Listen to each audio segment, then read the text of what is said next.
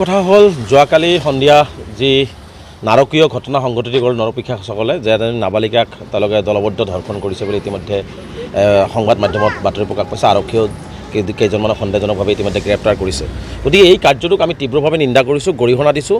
আৰু এনেকুৱা নাৰকীয় ঘটনা অসমৰ বিভিন্ন প্ৰান্তত হৈ আছে। আচলতে আমি আমছুৱে স্পষ্টকৈ অসমৰ মুখ্যমন্ত্ৰীক বিনম্ৰতাৰে আহ্বান জনাইছোঁ যে আচলতে অপৰাধীৰ দৃষ্টিৰে চাই কঠোৰৰ পৰা কঠোৰতম শাস্তি দিয়াৰ ব্যৱস্থা গ্ৰহণ নকৰিলে এনেকুৱা ধৰণৰ অপৰাধ প্ৰৱণতাবিলাক কৰি হৈয়ে থাকিব।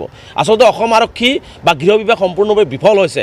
অসম আৰক্ষীয়ে যদি ওদালগুৰিৰ ঘটনাৰ ক্ষেত্ৰতে যদি কঠোৰ ব্যৱস্থা ল'লেহেঁতেন, তেওঁলোকক যদি আজি 2 মাহ হৈ গ'ল, তেওঁলোকক যদি আজি ফাঁচীকাঠত ওলোমাৰ কাৰণে তেওঁলোকে ফাষ্ট ট্ৰেক কোৰ্টৰ জৰিয়তে যদি খুব বিচাৰ প্ৰক্ৰিয়া কৰিলেহেঁতেন, হয়তো আজি ধিঙৰ আমাৰ এই মানে ছোৱালীজনী আজি এনেকুৱা ধৰণৰ ধৰ্ষিতা হ'ব লগা নহ'লহেঁতেন বা আজি ভুক্তভোগী হ'ব লগা নহ'লহেঁতেন। গতিকে আজি সপাঢিলা চৰকাৰে আইনৰ শুনালৈ সপাঢিলা নীতি লোৱাৰ কাৰণে, গৃহ বিভাগে সপাঢিলা নীতি লোৱাৰ কাৰণে এনেকুৱা ধৰণৰ ঘটনাবিলাক হৈ আছে। গতিকে আমি স্পষ্টকৈ কৈছোঁ, অপৰাধীৰ কোনো জাত পাত ধৰ্ম নাই। যি মানুহেই কৰিছে, ধিঙৰ ঘটনাটো যোনেই কৰিছে, যোনেই জড়িত আছে, তাক পুংখানুপুংখভাৱে সকলো ধৰণৰ চালি জাৰি চাই উলিয়াই অসম আৰক্ষীয়ে, গৃহ বিভাগে, নগাঁও আৰক্ষীয়ে তেওঁলোকক অতি সোনকালে ফাঁচীৰ ব্যৱস্থা গ্ৰহণ কৰিব লাগে, ফাঁচী দিয়াৰ ব্যৱস্থা গ্ৰহণ কৰিব লাগে। আৰু এনেকুৱা শাস্তি দিয়ক, যি শাস্তি দিলে যাতে প্ৰতিজন কোনো অপৰাধী অপৰাধ কৰাৰ আগতে তেওঁৰ বুকুখন কঁপি উঠে, তেওঁ যাতে বুজি পায় যে না এনেকুৱা ধৰণৰ অপৰাধ কৰিলে এনেকুৱা ধৰণৰ শাস্তি হয়। গতিকে এনেকুৱা ধৰণৰ শাস্তি আমি বিৰাট দাবী উত্থাপন কৰিছোঁ। আৰু এই ঘটনাটো আৰু পুনৰাবৃত্তি নহওক, তাৰ কাৰণে সমগ্ৰ অসমবাসী ৰাইজৰ লগতে মই বিশেষকৈ আমাৰ সংখ্যালঘু সমাজৰ ৰাইজকো মই আহ্বান জনাইছোঁ, অলপ জাগ্ৰত হওক। অপৰাধীক কোনো ধৰণৰ ৰক্ষণাবেক্ষণ দিয়াৰ প্ৰয়োজন নাই।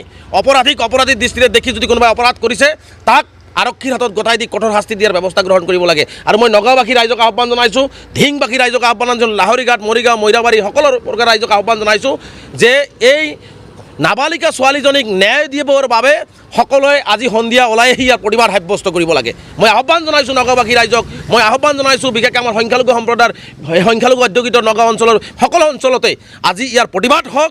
আৰু অপৰাধীক এইটো বুজাই দিয়া হওক যে কোনো ধৰণৰ অপৰাধক অসমত প্ৰশ্ৰয় দিয়া নহয়, ধিং হওক বা আন কোনোবা জেগাতেই হওক, ক'তো প্ৰশ্ৰয় দিয়া নহয়। এই কথাটো অপৰাধীসকলে বুজি পাওক। মই পুনৰবাৰ অসমৰ মুখ্যমন্ত্ৰীক আহ্বান জনাইছোঁ যে আপুনি বেলেগ ইছ্যুলৈ এই বানপানী জেহাদ এইবিলাক কৰাৰ পৰিৱৰ্তে আইন শৃংখলাজনিত যিখিনি সমস্যা হৈছে, আমাৰ নাৰীসকল যে সুৰক্ষিত নহয়, মা ভনীসকল যে সুৰক্ষিত নহয়, মা ভনীসকলক সুৰক্ষিত কৰাৰ ব্যৱস্থা মুখ্যমন্ত্ৰীয়ে কৰিব লাগে। তাৰ কাৰণে মুখ্যমন্ত্ৰীয়ে যিমান কঠোৰ ব্যৱস্থা গ্ৰহণ কৰিব অপৰাধীৰ ক্ষেত্ৰত, তাত আমাৰ সমৰ্থন থাকিব, আমাৰ সহযোগিতা থাকিব। কিন্তু মুখ্যমন্ত্ৰীয়ে যদি নিজৰ ব্যৰ্থতা থাকিবৰ কাৰণে কেৱল চালেবাৰে কোবাই অপৰাধীবিলাকক যদি হাৰি যাবৰ কাৰণে সুবিধা দি দিয়ে, তেনেহ'লে কিন্তু এই ধৰণৰ ঘটনা অসমত ঘটি থাকিব।